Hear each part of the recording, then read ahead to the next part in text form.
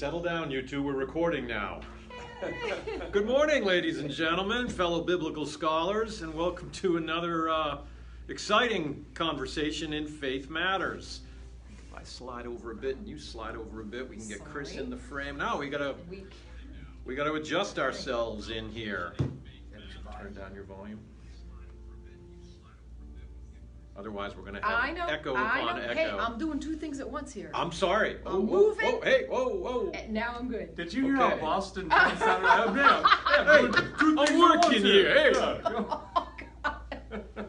Welcome to my world, brothers and sisters, right? Shoot, here you go. Hold me in prayer. Oh, is that for me, sweetheart? Well, now Thank it you, is, love yes. of life. You're moving my chair. It's all good, my friends. It's all good. If we can't have some fun with it, then we're not doing it right. I am really interested in the conversation this morning. And as I said to Jen over a cup of coffee at 6,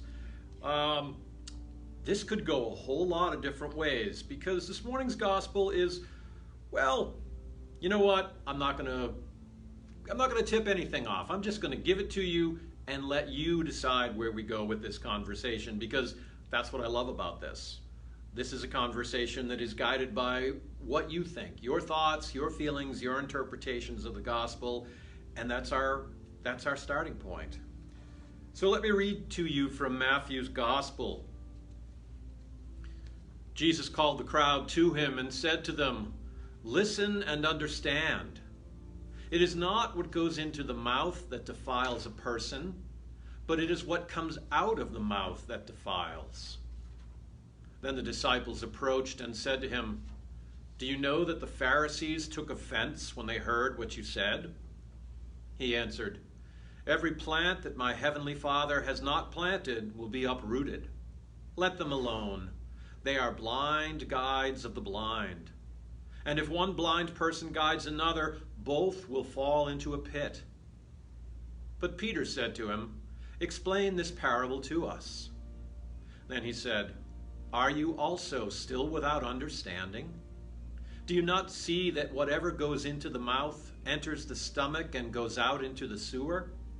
But what comes out of the mouth proceeds from the heart, and this is what defiles. For out of the heart come evil intentions, murder, adultery, fornication, theft, false witness, slander. These are what defile a person, but to eat with unwashed hands does not defile." Jesus left that place and went away to the district of Tyre and Sidon. Just then a Canaanite woman from that region came out and started shouting, "Have mercy on me, Lord, Son of David. My daughter is tormented by a demon." But he did not answer her at all. And his disciples came and urged him, saying, "Send her away, for she keeps shouting after us." He answered, "I was sent only to the lost sheep of the house of Israel." But she came and knelt before him, saying, "Lord, help me." He answered, "It is not fair to take the children's food and throw it to the dogs." She said, "Yes, Lord, yet even the dogs eat the crumbs that fall from their master's table." Then Jesus answered her, "Woman, great is your faith. Let it be done for you as you wish." And her daughter was healed instantly.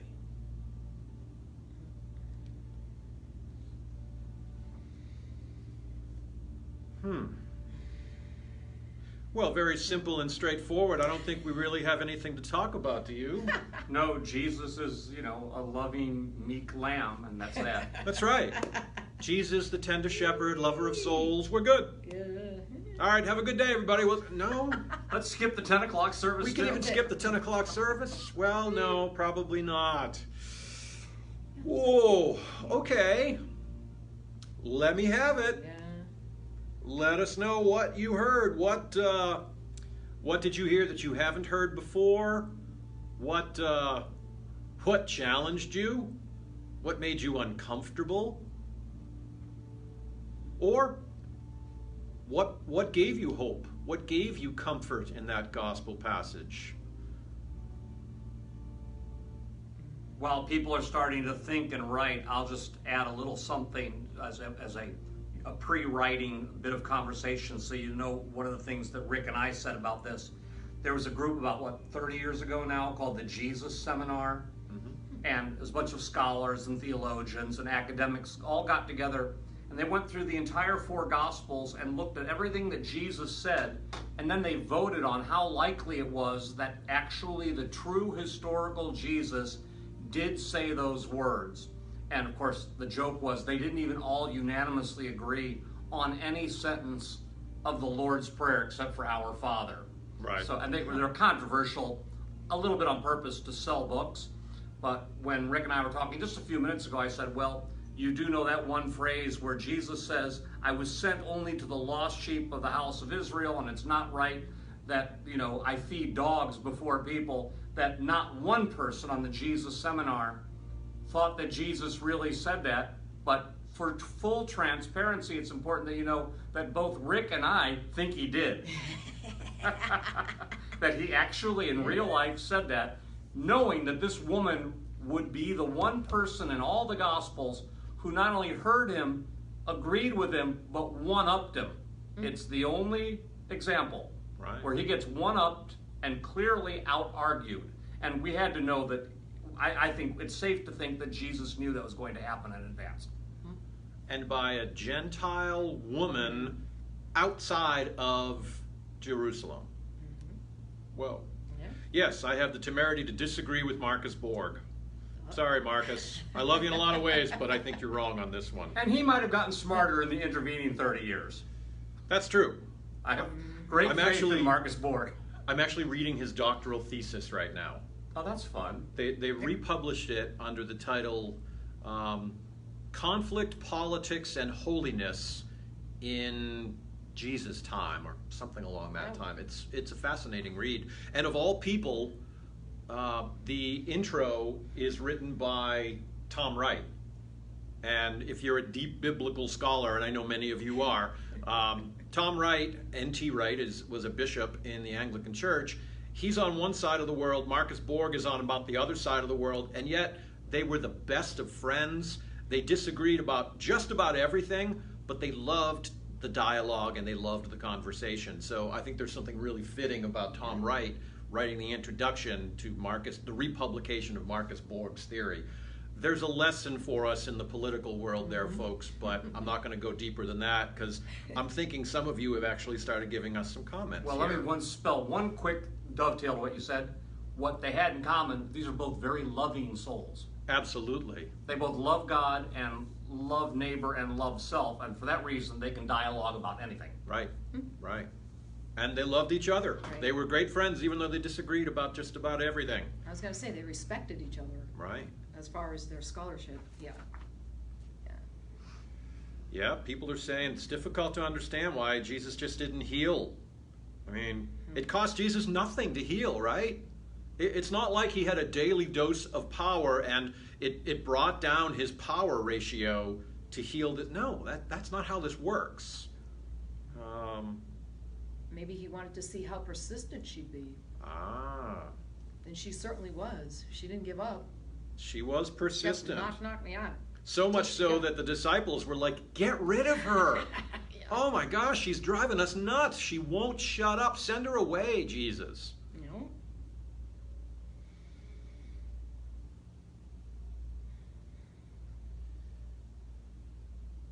Yeah. It's a tough one. Well, Rachel says it gives hope that even those far from the church have a chance if they believe. Right. Interesting.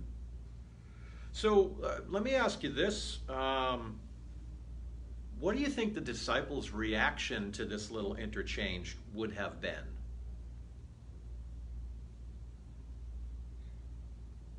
We don't really get the rest of the story, as Paul Harvey would have said. But they have to be somewhat puzzled, right? Just in 2 sentences before, they were saying, let's get rid of this woman. She's a woman, she's a Gentile, she's not worthy. She's not one of us, she's not why we're here. Although that does sort of beg the question, why are they entire and Sidon then? Judy Watts says, Jesus always intended to heal the child, but this was a lesson for the 12. Yeah. Ah. Maybe, the entire conversation with the woman, Right. Jesus knew how it was going to go. He knew that this woman had great faith before the conversation began. That's right. And I would agree with that completely. I'm not going to, well, I guess I will give it away. Yeah, we're halfway through. Yeah.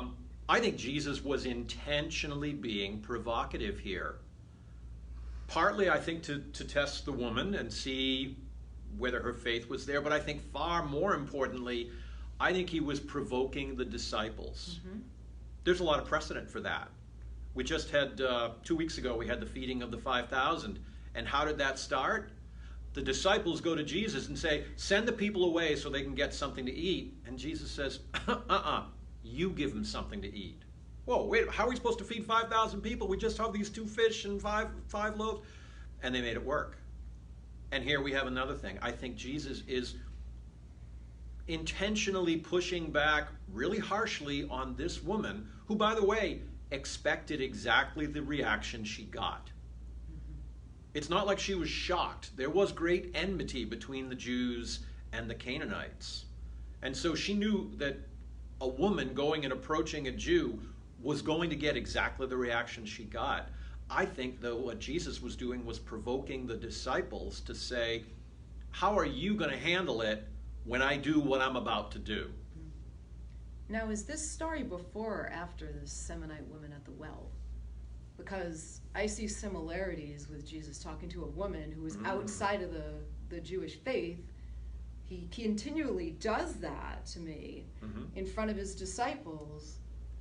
So he must be trying to show them something, This is before that. Okay. But it is very interesting that it's a woman who he gets into dialogue with, and a woman who, as Father Chris says, gives as good as she gets. And one could argue, changes Jesus' mind. I don't think that's what happened, but to all outward appearances, it looks like that's what happened. And Jesus allowed that outward appearance. Yes. Oh, Kelly makes a good point. Even though a part of her felt like she was undeserving, she still asked. Right. I like that. They teach you that in sales training, by the way, to go into my business background. If you don't ask, you don't get. So asking costs you nothing. The worst they're going to say is no.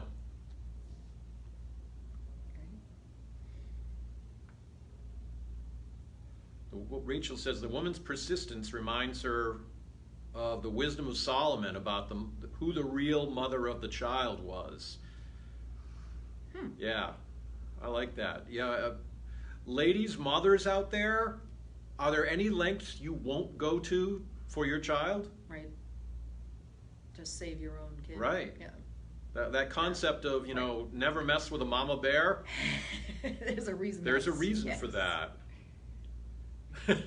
Laura says, what's that old saying? Well-behaved women seldom make history. Oh, yeah. Yeah. Yeah, if in this gospel story, she said, Jesus, will you heal my daughter? And he said, no. And she said, okay, thanks, bye. Right. It would not have been recorded in the Gospels. Remember, Jesus didn't write this, folks. Someone else wrote what they thought were the compelling instances and stories in Jesus' life, and this one certainly made the cut.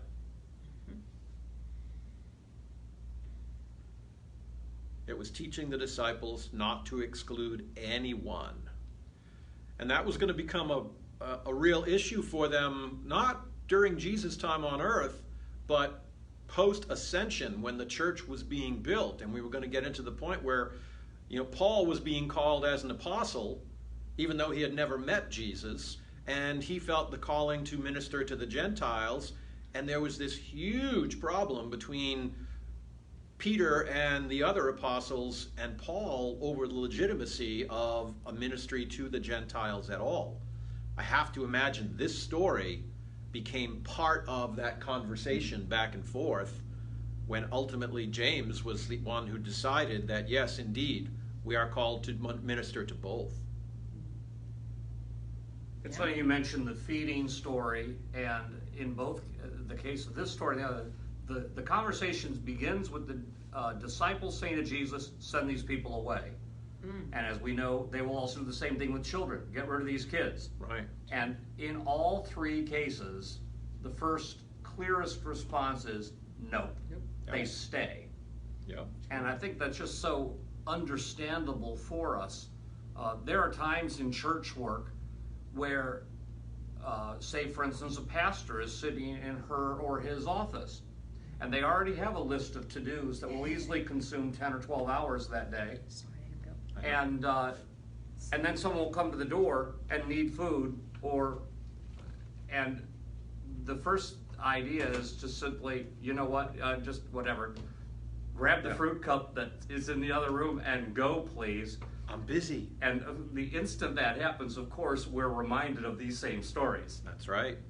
Yeah, and I heard a live stream this week talking about the value of holy interruptions. There's real power to that. Yeah, and that actually sort of applies to this story too, because this story is really sort of out of place in the midst of the gospel. We have kind of this narrative about parables and Jesus teaching, and then all of a sudden, boop, we're in Tyre and Sidon with this one instance, and then we go right back out of it again. So it's almost like this story is an interruption to the overall narrative.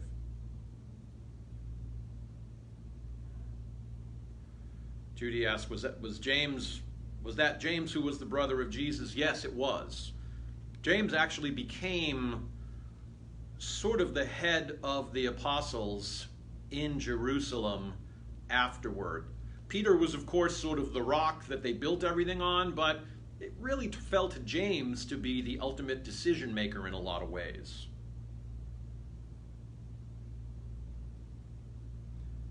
Did you see Rachel's comment? I wonder if the woman thought about her arguments before she approached him. Now that's an interesting question, isn't it? One I have never wondered about. Yeah. How much forethought. My hunch is that she'd be thinking at least a little bit about what she would say. I know I would in her shoes, but it's an interesting question. Well, we also have that other story with the woman who was suffering from the hemorrhages, and all she wanted to do was touch the hem of his garment, for she knew that she would be healed. Keep in mind that Jesus, I've said this before, Jesus was a rock star. Everyone knew who Jesus was. Everyone knew that he had the power to heal, and that's not an inconsequential thing. So if you are suffering, or if one you love is suffering, you would move heaven and earth to get to him. What about that story where he's in a house and he's healing, and the crowd was such that they couldn't get to him, so 4 friends tore open the thatch roof and lowered the sick man down through the hole in the roof so that Jesus could lay hands on him. That's how powerful Jesus' reputation as a healer was. I have to imagine then that this unnamed woman, and by the way, I love that she has no name. It gives us sort of that mystery and that entry point into the story. I think she probably did know exactly who she was calling to, because she says, Lord, Son of David, my daughter, help me, help me, help me. Lord, help me. I think she knew, and I don't know that she planned it. I don't know that she knew he was going to show up, but when she saw him walking by, boy, she was on him like white on rice, as they say. It's interesting, too, in the hemorrhaging story, don't we have divine omniscience in the narrator? Doesn't it even say, for the woman thought that if I even can just touch the hem... It's Yes. not that she just says it later, but we know in advance she's thinking that way. Right. So this narrative's set up very differently. The narrative is quite different. The introduction to her world, her thoughts, her emotions is her first statement, as you just quoted. Right. And I believe that's Luke, and this is Matthew. So you have 2 different stylists in terms of the authorship of the story. Very different storytelling. Yeah, Rosalie, you're right. She expected to be rejected. A woman did not approach an unknown man, a man outside of her family. It just didn't happen. That was a huge, huge, huge faux pas back then. But she did it anyway. And she yelled. And women were, pardon me, women weren't heard then. They didn't have that kind of voice. And so she's breaking a whole lot of social and tribal taboos here. And she's doing them intentionally because, boy, nothing's going to prevent her from trying to get her daughter healed.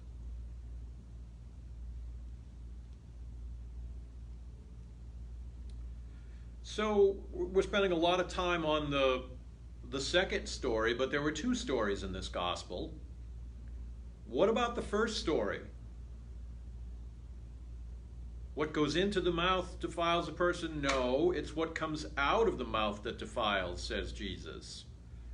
That's very different than the Jews at that time, or even today, with the kosher requirements. Oh, that must negate at least 20 laws of Deuteronomy. Oh, gosh. Not one or two. Oh. But to be so dismissive. It takes a third of the Talmud and just throws it out the window. Yeah.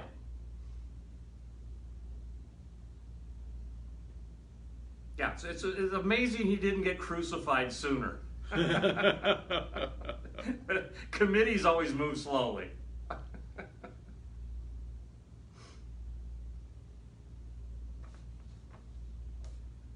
What do we think about that story?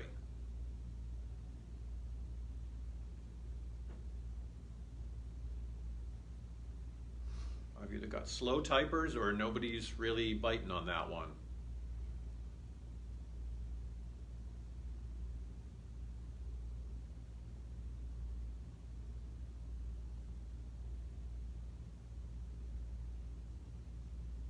Yeah, God's timing. Kelly says, don't get legalistic. She remembers Bishop Dan telling her that at Lent. Yeah, you know, for some of us who were raised in different faith traditions, I mean, not eating fish on Friday during Lent, that was a big, I mean, not eating meat on Friday, that was a big, big deal. And yet, that was a challenge I had coming from the Roman Church to the Episcopal Church, where we don't really sweat that stuff so much. Well, that was sacrosanct in the Roman Church. You just didn't do it. Well, here we're not so caught up on that kind of stuff. Yeah, well, that might be easier on that topic to be Episcopalian than RC. But as for the first half of this passage, Jesus is not making it easy because, oh no, I mean, we're not allowed to say anything negative, insulting. I mean, can you imagine the world right now if everybody stopped insulting everybody? It would be a full 30% decrease in communications. Half of Facebook would disappear. 3/4 of mine. You must have nicer friends than I do. Well, yeah. I don't know. I've been blocking some people lately because I just can't handle it. You're wearing me out, some of you folks. Whew. I'm 61 years old. I've seen the word idiot and moron more in the last 4 years than in the previous 30.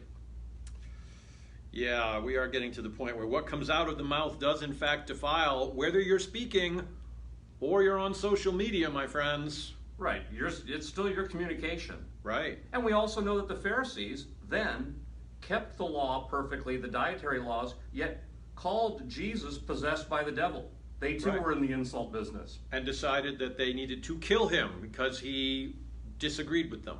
Yeah, breaking one of the 10 primary laws. There are 10. Of Torah. Right.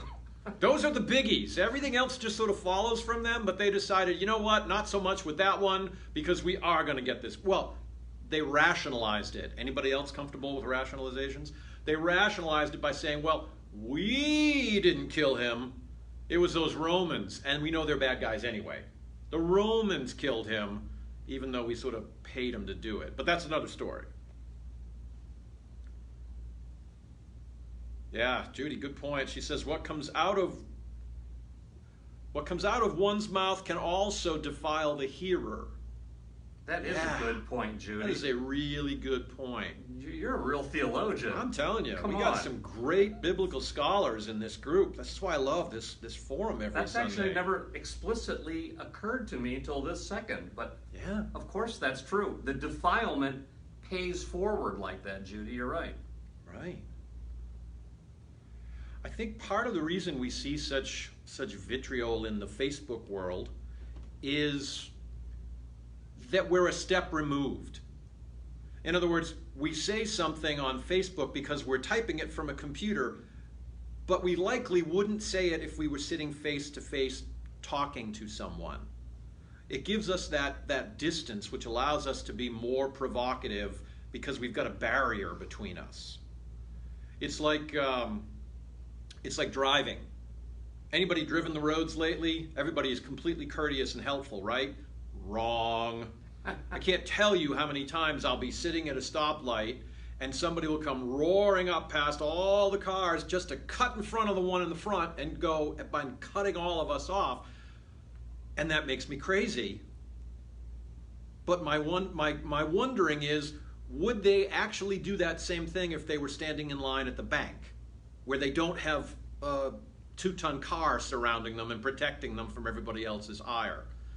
My thought is likely not. Some people might, but more of us would have more pause before we would cut somebody off in a person-to-person line than we would in a car. Because you know you're not going to get away with it either. Right.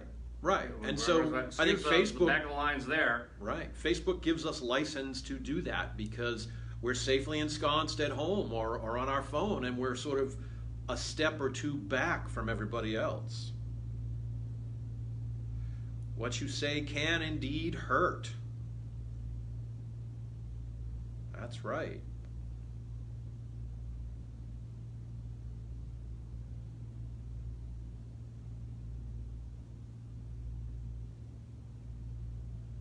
Yeah, Bill says that presupposes that people actually think before talking. There's real wisdom there. I learned the hard way. I'm old enough to remember when email was invented.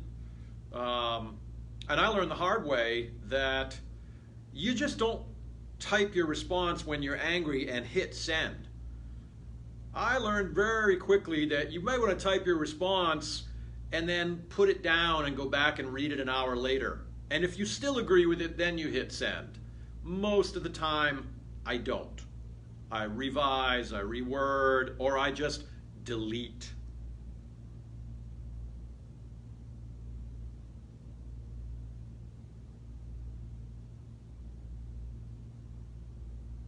Yeah, and that Heather makes another point. People just believe whatever they see on the internet. Well, let me break it to you folks gently. I'm going to try and be really gentle about this. But whether you are a Republican or you are a Democrat, I think we can all agree that not every single thing presented to us on the internet as a fact is truly a fact. In other words, the internet is full of lies. So don't spread them. Don't transmit them. If you see something and you want to share that post, make sure you do just a touch of homework and find out whether it's in fact true before you share it, before you put your name to it. Your name is very important, and your reputation, I would think, is very important to you. Make sure that what you're sharing with others is not defiling, but is in fact true. And if it's true, also make sure it's helpful. Yeah, I mean, specific to social media, look at the bottom left of the meme or to see who's doing the reporting. If it says Reuters or AP or Forbes, well, there's a great likelihood that it's true and pretty close to neutral. And if it's pretty much anything but those three I just named, you want to think twice. I mean, Wall Street Journal's good, especially if it's not reporting on finance, but people complain more than ever that there's fake news. Well, that might be. There's still, BBC's good. BBC is good. You have to learn what each news thing does neutrally, where they're really still just presenting facts like they did 40 years ago. And there are still plenty of news outlets that do just that. But those are usually the less interesting, emotion, right? Sensationalizing memes. So as we start to wrap this up, my brothers and sisters, look, we are, 80 days away from what promises to be one of the most bruising presidential elections in our history. And I am not in any way, shape, or form going to tell you what you should think or how you should vote, but I am going to suggest to you that we make sure that we are not letting what comes out of our mouth defile our friends and neighbors. It's fine for you to have a perspective. It's fine for you to have the courage of your convictions. And it's even fine for you to speak of them. Never think that's not okay. But when you use them as a tool to belittle others who don't share your same thought process, that's where you're defiling not just yourself, but as Judy tells us, also those who hear you. So don't be that person, right? Somebody once said, I love this, they said, people don't want to hear your opinion. They want to hear their opinion coming from your lips. Right. Right? And I find that to be very true. And one last piece of advice, and then we'll wrap this up so that we can go and get ready for Mass. The next person whose mind is changed because of something they read on Facebook posts will be the first person. That's so true. Think about that. No one's mind has ever been changed by the vitriol on Facebook, yet we just keep thinking if we shout louder, then people are going to get it. That's not how this works, brothers and sisters. So let's take heed to the gospel this morning and worry about what we put into our bodies, but worry much more about what comes out. All right, my friends, as always, our half an hour flies by. God bless you, God love you, and we'll see you at our live stream in 30 minutes.